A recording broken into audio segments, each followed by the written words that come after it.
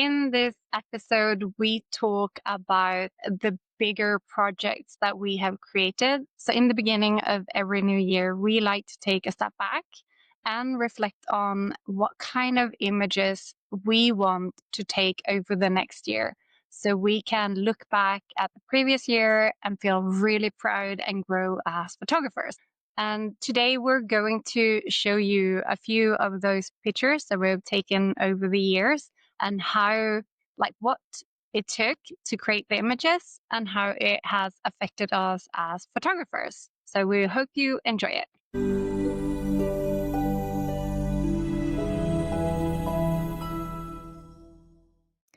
So this was like a dream photo of mine that I wanted to take for such a long time, but I didn't know how to do a photo like this. This is one exposure, so this is not like AI or two photos combined. This is one single shot, and I think I have seen a shot with the moon many years ago with, I think, a building in front of the moon, and the moon looked so big, and I was like, oh, I want to take a photo like that one day. And then I got to the point where I was like, I need to take it. I can't just sit around and wait. I need to figure out how to take this photo. So I did some research and found a location. It needed to be a small hill so that my model could stand on the hill, and so that I can stand, I think, like 200 meters away. And also the moon had to be behind the hill. So it was, the location is the key here because I wasn't able to take this shot like where I usually shoot. But I found this just like 10 minutes from my home, which was insane. I looked on Google Maps. I knew in what direction the moon would rise. So I knew like what to look for. But then I needed the equipment for this shot, and I was able to borrow a lens from OM System. They're 300 millimeters with a converter, so it became 600 millimeter, but with the sensor on the OM System, it's 1200 millimeters. So it's super zoomed in, and that's why I need to stand far away from a model. And she actually has AirPods in, and me too, so we could like communicate. The moon rise so fast, so she was she had to like make small adjustments where she was standing so that I could get her in the center of the moon. And I think I took several hundreds of photos, and I think I got 3 shots that she was in the center, and her hair was perfect and the dress was nice, and so it took a lot of tries to get that one shot, but when I did, I was so happy. And it's just like a dream come true. And she was the ground is very boring. It's stones and grass, and it was not looking very pretty, so I just made it like a silhouette. But she's actually it's sunset, so she gets some the last like sunlight in her face and hair, so there are no other light source than the sun and the moon. And also when you consider, okay, so the next day the moon probably wouldn't go up in the same position, like in the same location. And the next time the moon would be here, it probably wouldn't be so that the sun will be setting at the same time as the moon is rising. Exactly. So the number of times that you can get a shot like this is like maybe once or twice per year. And then it can't be cloudy. Exactly. So that's one thing. It has to be like clear skies. That's like number one.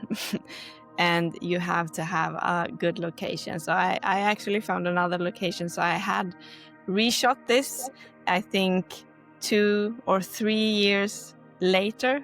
This is from 2020, and I think in 2022, I did another shot like this in another location. But you have to plan ahead, and you have to just like trust yourself. And I have attempted to do this several times but failed. So it's not like if you fail, try again. The worst thing that happens is you get home with crappy photos, and that's not the end of the world. So How come you decided to shoot at aperture 11, just out of curiosity? Just so I could like get the moon sharp, or it's not super sharp, but if I had 2.8 or anything like that, it would get much more blurry. So that's the key thing, to have 11 or higher, I think. Especially if you're shooting on 1200 millimeters, which is crazy. Yeah. Yeah, it's really crazy. It's so incredible, like the kind of shots you can get, because I'm guessing you are so much more pleased and happy and satisfied with this shot and yourself, rather than, you know, when it takes so much more effort to actually make it happen, to get the shot like in camera. No composition, no, like, it's not a double exposure or anything, than if you were just to go out to your local forest and take a shot. Yeah, exactly. It's a completely different feeling when you have like planned ahead, and you get the shot you have dreamed of for months and months. So yeah, it's pure happiness. And I mean, it's 5 years ago, and I still love this photo, and I come back to it every now and then, and like, it's a magical feeling to capture it in camera. And also I think with AI, and you can do so much in Photoshop, but it's not the same at all.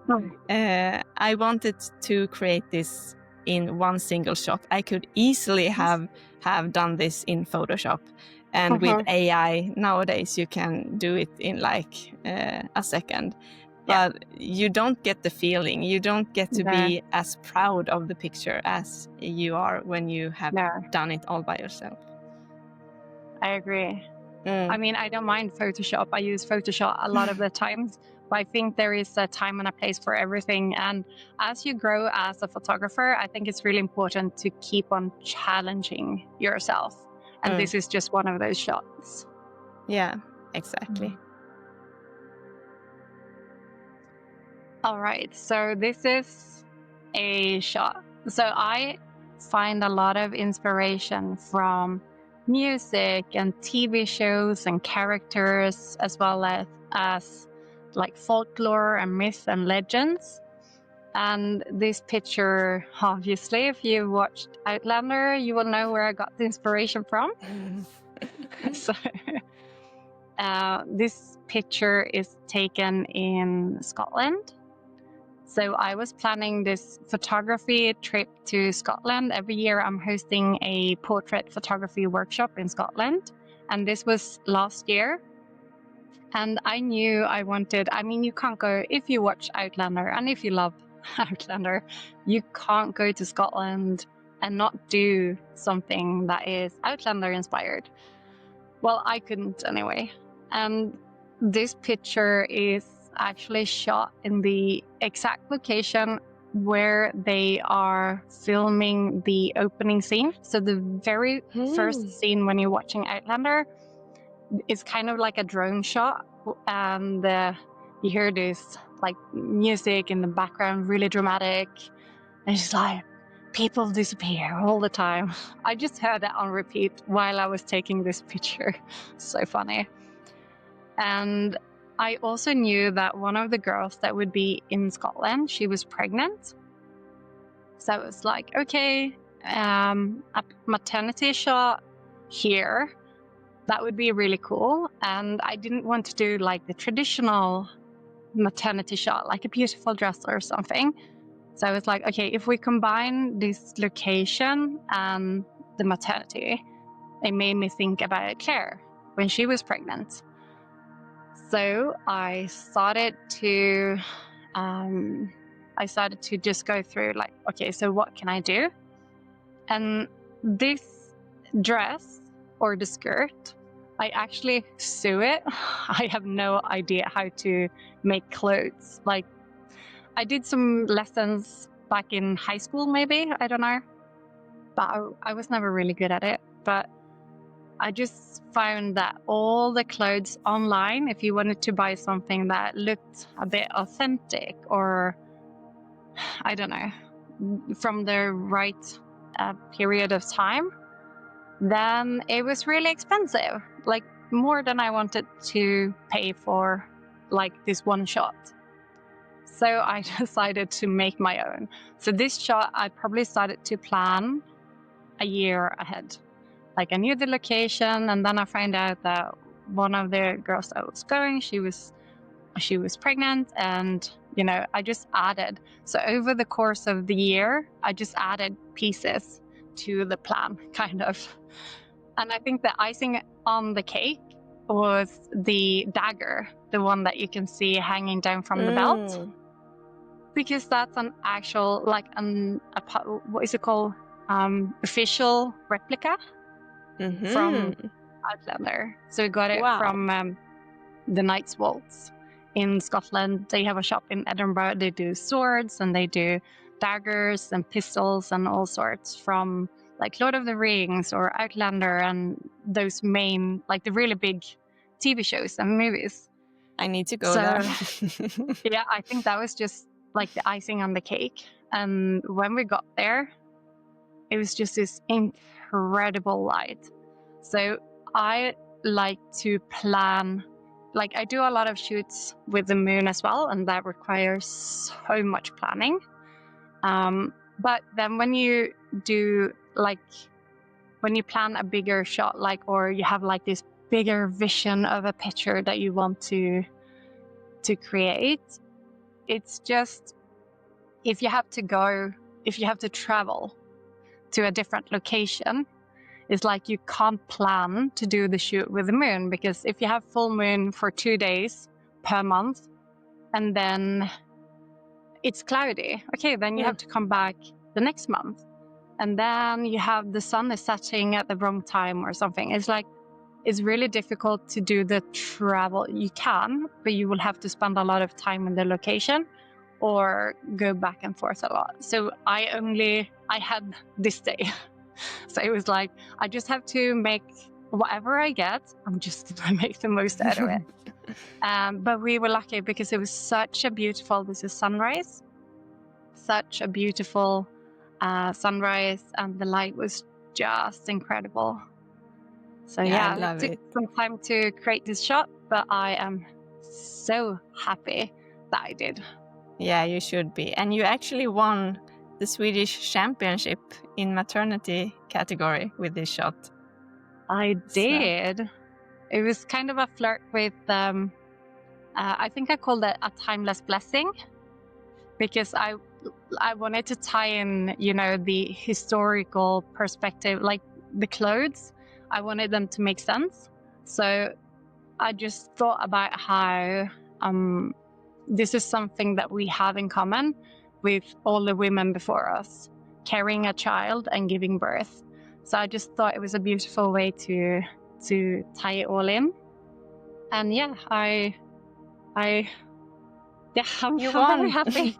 Yeah, you should be. It's amazing. I love it. Yeah, this is quite different from the moon photo. The two photos on the top, they're just like photos. I love them, and taken in the forest, where I live. But when I was heading back, I noticed that they cut down the forest. This is two different forests, and I have even more photos. I decided to start like a small project where I go back to the exact same location to shoot where they have cut down the forest, and of course where I already had taken pictures in the forest before they cut it down. It took some, not planning, but I had to find the exact location. It's exactly the same spot I'm standing. So I had to like look around and figure out, okay, there was a tree standing here and a tree standing there, and like looking at the old photos, okay, it matches, and sometimes I also remembered like almost exactly where I had been before, but it took some like investigation to find the exact It's very spot. difficult. Yeah, and had the same dress, the same pose, and also decided I didn't want the same weather. I wanted this misty, foggy, boring weather to really like get the sense of, I don't know, just dark and moody after photos, because the ones I normally take are brighter and more like warm colors, and I wanted to make a big difference between a living forest and a forest that is cut down. So that, yeah, it was, I don't know, I liked the project, but it was kind of sad to see how many forests are cut down in the area where I live. And I also planning on like keeping this project alive. This was, I think, 5 years ago. But I found a map where you can see where they are planning to cut down the forest. So I'm thinking about going to the forest they are planning to cut down, take a photo in the forest, and then revisit once they have cut it all down to make more photos in this series. I think I have 5 or 6 photos like this already. Yeah, it's kind of sad, but also So sad. Yeah. But it was like I don't know. I liked to do this project, and it gained a lot of attention on Facebook, actually. I just posted like on my private Facebook account, look how sad it is, and it went kind of viral 5 years ago. So yeah, sad project, not like the moon project where I was super happy and excited, but I think it's important to have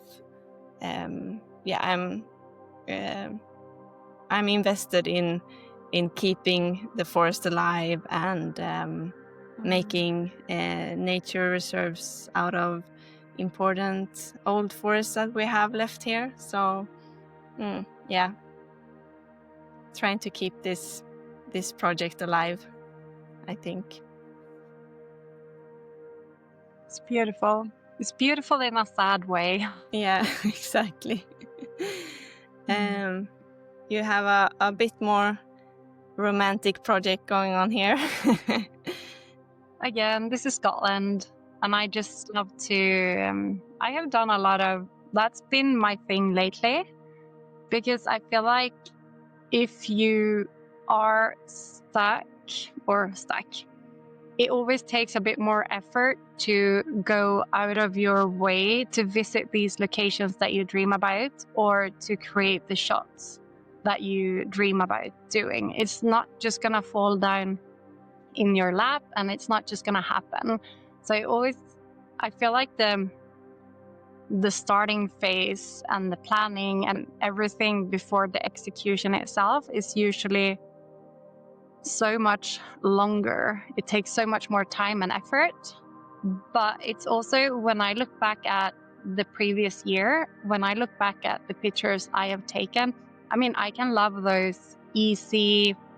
I would be really sad if I didn't do a lot of like just easy shots. It's like okay, it's foggy, I'm gonna bring this dress and I'm gonna take this picture and just play around and have fun and create, just be there in the moment and have a lot of fun with photography.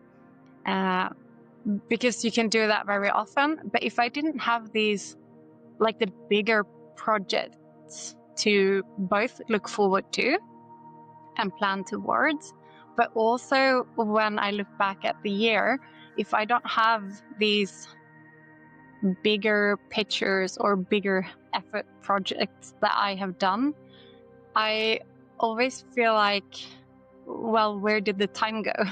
I feel like it's just such a big, it motivates me in a way to keep on going when I have these bigger projects in front of me and behind me. It's like nice to have a few pictures over the last few years that I am really proud of. And it's just like you were talking about with the moon, that although it takes so much effort and you probably could do it with AI or you could do it in Photoshop, it's just, keep pushing yourself in a different way. I think it's really important as you grow as a photographer to keep challenging yourself, and then to have like at least one picture per year that will take a bit more effort, because it could be the right circumstances or the right place or just the right people or whatever it is that makes it a bit more challenging. I feel like it just makes it so much worth it. And this was when I was younger. Have you ever seen, if you go to the grocery store, have you seen those Harlequin books? It's like novels, and the cover is always like a princess or like a warrior or something. Yeah, I just really love the aesthetics of those covers. And when I was younger, I used to read them a lot. I mean, the storyline and the writing level is usually quite rubbish, but I think I was just drawn to the images on the front, on the cover.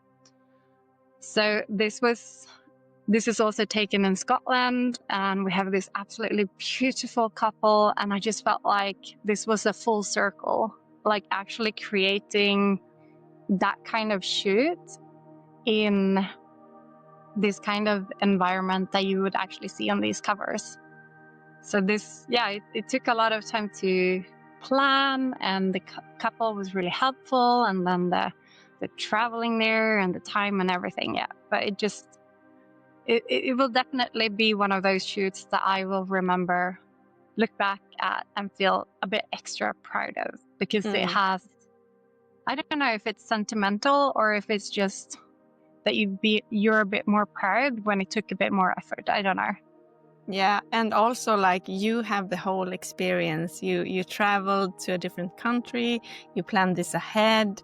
The location itself is amazing, and the whole experience just makes the photo.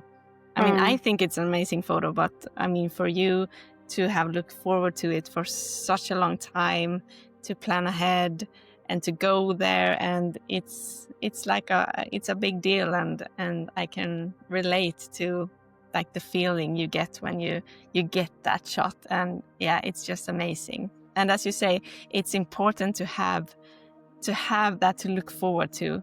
It's like the moon photo. I planned it for months, and I was like so excited to finally do it, and at the end of the year I was so excited to have done it, and so proud of myself. And you probably still are. Yeah, exactly. Still are. 5 years later, I'm still very proud of myself.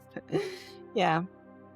It's almost it sounds a bit sad, but I feel like when I look back over the, say, last 5 years of being a photographer, if I don't have these kind of, bigger shots that stand out to me and I know I put a bit more effort into, it almost feels like, what did I do?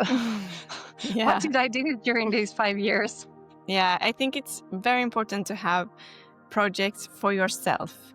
Many shoot for clients and get amazing photos, but if you don't have projects or goals for just yourself, then you can feel a bit like, yeah, what did I do? And not so excited to do photography anymore, maybe. So this is, I think, for both of us, it's important to have your own project, so you're excited to take the camera out and to edit in Photoshop, because when you work only with clients, it's not the same excitement. Not for me, and anyway. it's not the same level of challenge. I mean, I'm not saying that it's not challenging. I'm not saying it's easy. It's definitely not. But it's like the challenge is kind of similar to the challenge that you had with the previous client, or like the kind of work that you do might be a bit similar. And I feel like part of what makes it so rewarding, I would probably say, is that it just pushes you as a photographer. And I think that's what we like. If you take one thing away from watching this, I would say it's, don't be afraid. Like, take time, sit down and think about, like, if you were to make one photo happen this year that you would be super proud of, and that would really, really push you as a photographer, even if it takes a year to take the shot, like, what would it be? Because it requires time and effort usually before you take the picture, because if you don't invest that time and effort and the planning in advance, I'm not sure you would feel the same level of reward afterwards. Exactly. I agree. So we would like to encourage you to just sit down in the beginning of the new year and think of something that you would like to do, and what do you need in order to make that photo happen. Because 5 years from now or 10 years from now, you will definitely be so happy that you took that time for yourself and to also push yourself, because it's not just rewarding and fun, it's also helping you grow so much as a photographer, and especially if it's something that goes beyond what you do if you are shooting clients today. So if you do this, please tag us at the Magical Portal. We would love to see your pictures and what you create. And if you have any questions, just leave us a comment and we would be happy to answer them. Thank you so much for watching. Bye. Bye.